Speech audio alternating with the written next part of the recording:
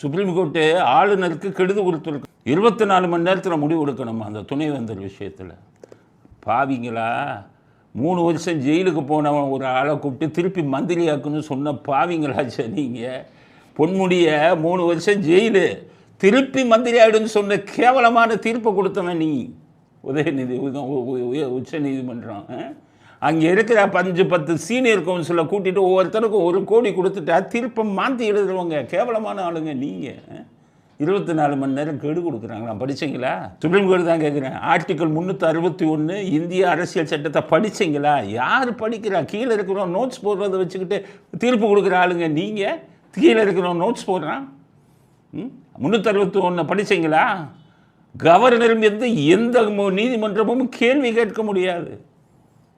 Governor மேலே arrest warrant issue பண்ண முடியாது. கவர்னர் அரெஸ்ட் பண்ண முடியாது, அரெஸ்ட் வாரண்ட் இஷ்யூ பண்ண முடியாது. எதையுமே நீங்கள் கவர்னருக்கு எதிராகவோ ஜனாதிபதிக்கு எதிராகவோ செய்ய முடியாது. உங்களுக்கு அதிகாரமே இல்லாததில் நீங்கள் பண்ணீங்கன்னா எல்லாம் வேடிக்கை பார்த்துக்கிட்டு இருப்போமா? மக்கள் மன்றத்தில் வேடிக்கை பார்க்க மாட்டோம். இது மக்கள் மன்றம். 130 கோடி மக்களும் உங்களை விட மாட்டாங்க. அதிகாரம் இல்லாததை எப்படி செய்யலாம்?